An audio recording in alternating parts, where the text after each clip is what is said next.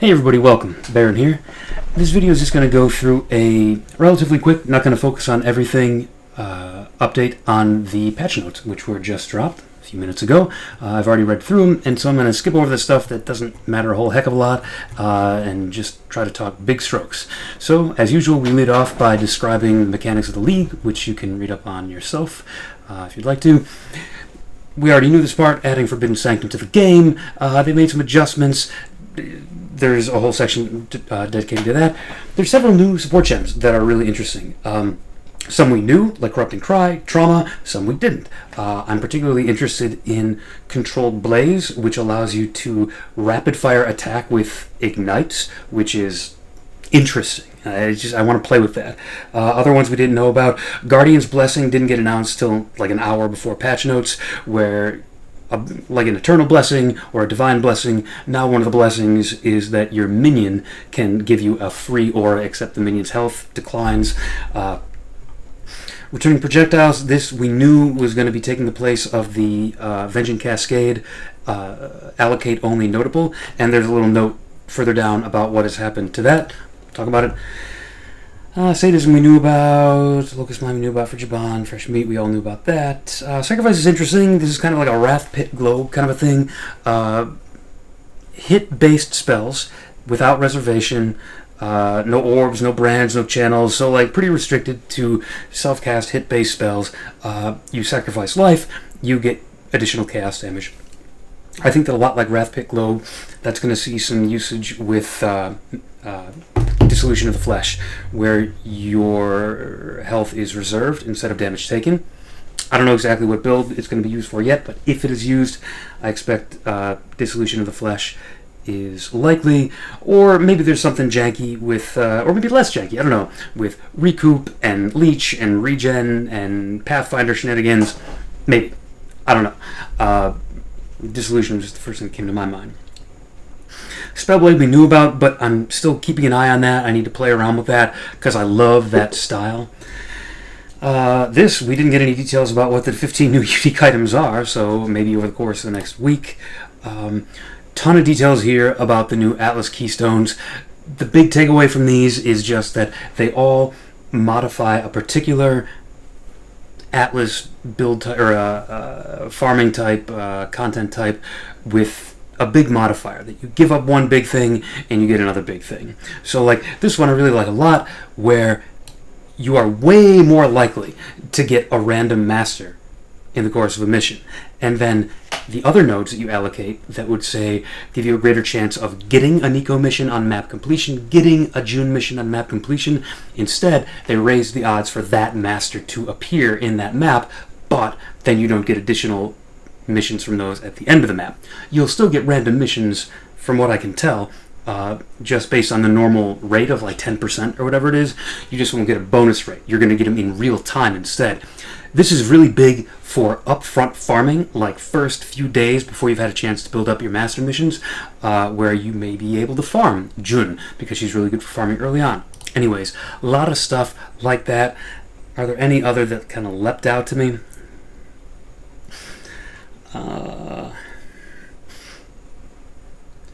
I think the only other one that really leapt out was this one. All possible league map crafting options, like everything. All the previous ones. Blight, Delirium, Harvest, all of them are available if you spent 6 points on your Atlas allocating gateways, which are otherwise, they let you leap across, but you're never going to allocate 6 of them unless you want this. And that's interesting. This enables whatever strategy you want, I suppose. This is the big one. We learned about this a day or two ago. I love this quality of life change.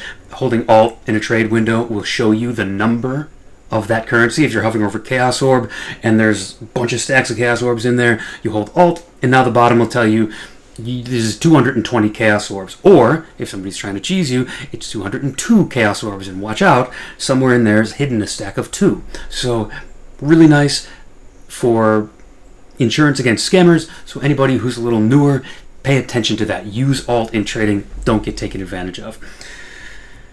Forbidden Sanctum changes, these are ones that we already knew about. They just kind of balanced it to be part of the main game instead of a league, like the main league mechanic. And I think the biggest change is your primary defenses, armor, evasion, and stuff. They help you prevent resolve loss in the same way that they would normally.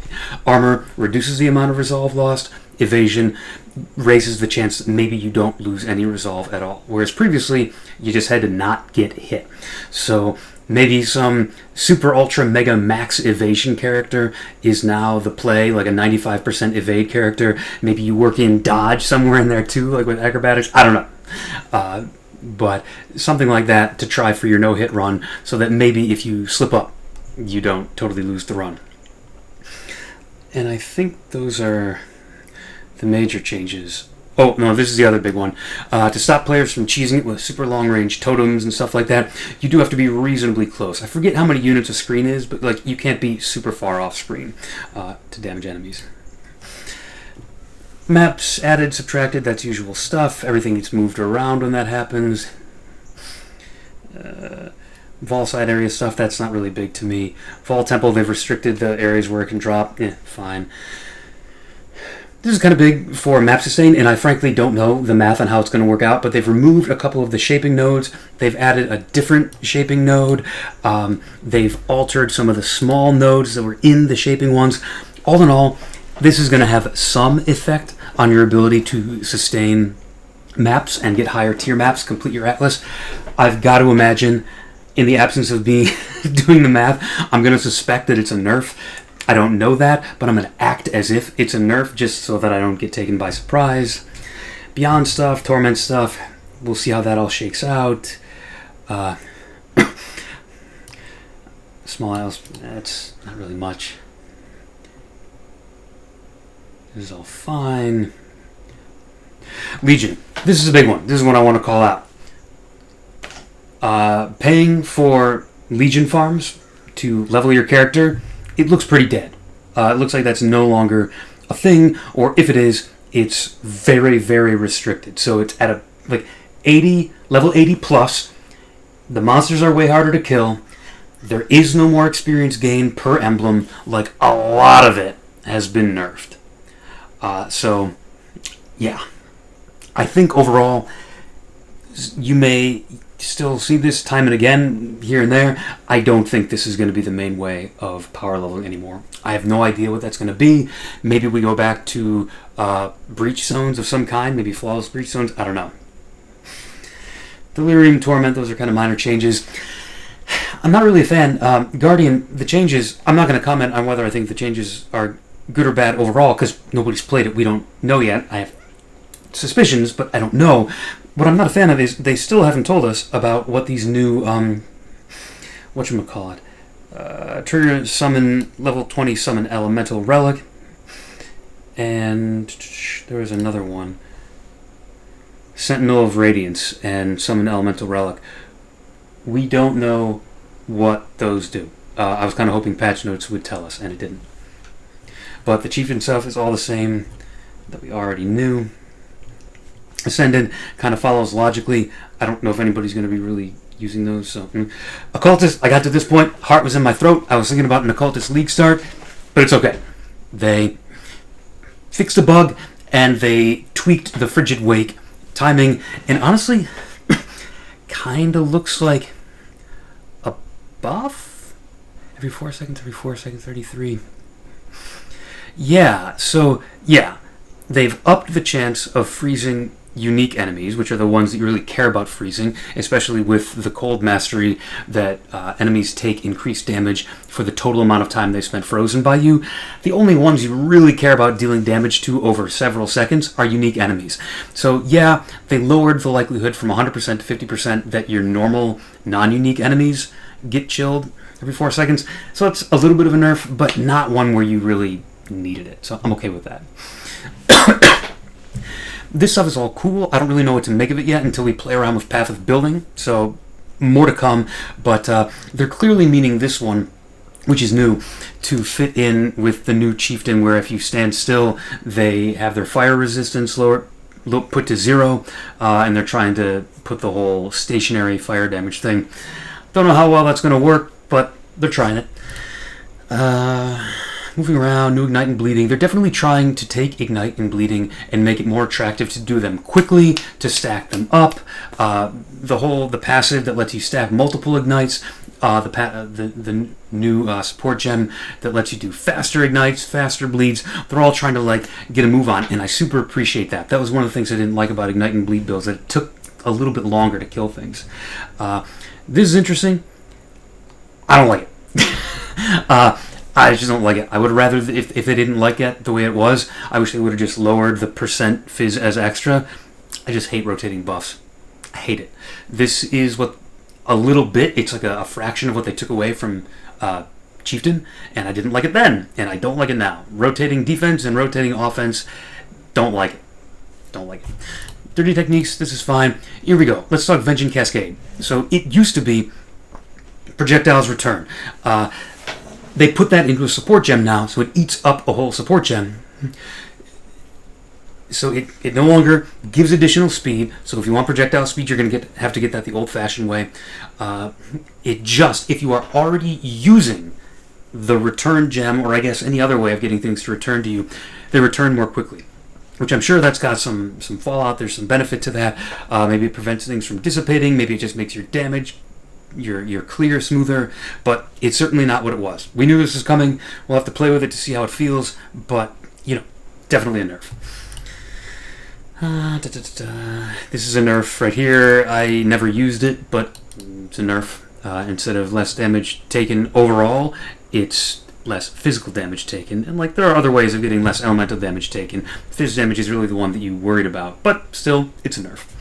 I don't care about that. This is interesting. A lot of people used the taunt one. It was okay. It definitely mixed things up and got enemies to focus on those. I like the idea behind this though. It makes me want to focus on a siege ballista setup, like a shrapnel ballista setup, because usually my totems are doing elemental stuff. So, moving on, I don't really know what to make of the skeleton changes. I like the Ruthless change. So now it causes any damage with ailments as opposed to damage with bleeding. So now Ruthless can be used with poison, theoretically, but clearly more meant for Ignite, where Ignite is the one where you want to hit the fat, juicy one. Poison is the one where you want to hit a ton of little rapid-fire ones and build up the number of poisons. With Ignite, putting aside some of the new stuff they've done, you mostly want the big, juicy Ignite, and this is helping you do that with Ruthless support. That's cool. I might be misreading this, but this seems like a double tap nerf. I might be totally misreading this, but it used to say some skeleton warriors are permanent and follow you. Now it says some skeletons cannot summon more than one skeletal warrior. Okay, also has that. Also, sorry, I missed the also on my first reading. It's still, they hate permanent minions. This is all I'm saying, is that they really hate the idea of being able to make yourself a zoo, a menagerie, and just kind of like AFK, which, I don't know, make it a little weaker if you want, make it not have as big of a high end, but I wish it were an option. There are people out there with RSI, people don't want to do a lot of clicking. It would be nice to have that around, but clearly they don't want it. Nothing super big here. This is for standard players. Any existing versions of the Crucible Explodey mod are nuked from orbit. No surprises there. That was super busted. I didn't even play it, didn't even have any interest, to be honest. This is interesting. Ton of Ruthless specific changes. So here we start the Ruthless specific. I'm going to scroll until we get to the end of them because I don't care about Ruthless. But look how many of them there are. There's a ton. Sorry to call them out a little bit, but I'm sorry. When they announced Ruthless, it was announced as just hey, here's this little side project. We devoted all of it, just off hours. We never devoted any in-office time to it. They were very clear on that. They were this isn't going to interfere with production of the main game. We're just only doing it as a hobby, and we're going to put it up there as kind of a laugh. This is a long way from that. This is half the patch notes talking about Ruthless changes. This feels like all the changes they made. I don't know what that means for the long term. Hopefully it just means that they're going to support it more, but clearly they've been taking development time to think about this stuff. I don't know how you can possibly escape that conclusion. And my sincere hope, and if this is a tinfoil hat theory, I hope it is not that they are intending to in any way supplant the normal Path of Exile 1, replace it, try to use that to like make people try Path of Exile 2. That's super conspiracy-ish. I don't genuinely believe that. It's just like, I hope it's not the case. So still going here. Again, still in Ruthless, skill balance in Ruthless, Atlas passes in Ruthless. Okay, now we get back to non-Ruthless, and we're almost near the end. Stun immunity removed, cool. Stun is now a valid mechanic on bosses, noted. Fewer influenced items, I guess that'll drive up the demand for those. Other big. There's something else I thought I wanted to say in there. Might have missed it. This is good stuff. I'll just briefly touch on the mods available. Essence for 2, great early farm. I mean, like, just anytime Essence for 2 is available, happy days for early farming. Other than that, I don't know what I'm going to use. This all looks fine and normal. And now, with that seventh portal keystone, notable whatever, you can do whatever you want. So this isn't quite as important as it used to be, except for early on, before you have all those passes to allocate and get, a keystone and 6 portals all over the map. We can still get Essence early. That's big for me. Changes to quest rewards. This is mostly for just new gems. That's fine. That's all good. User interface changes.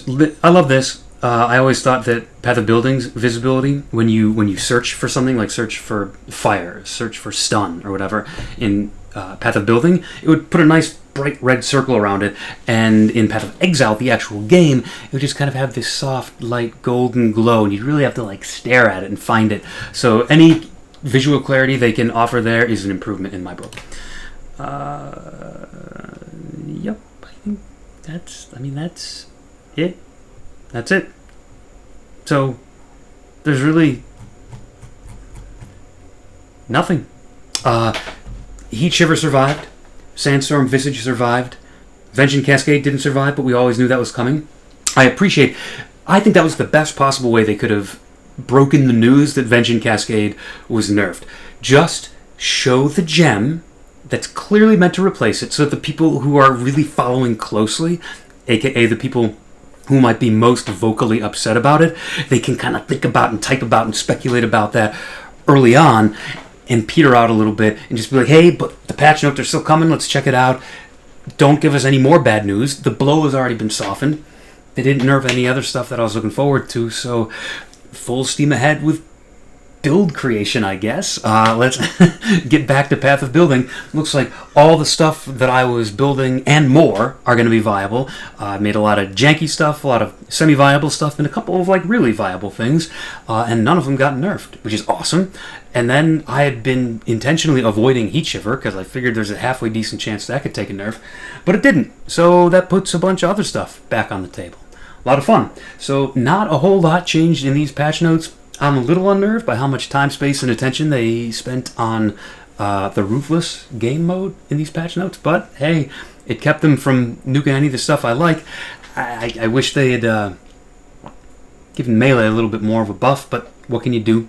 They're trying. Anyways, I think that's it. I'm looking forward to this. I'm looking forward to diving back into Path of Building after this, so appreciate you tuning in. Take it easy, everybody.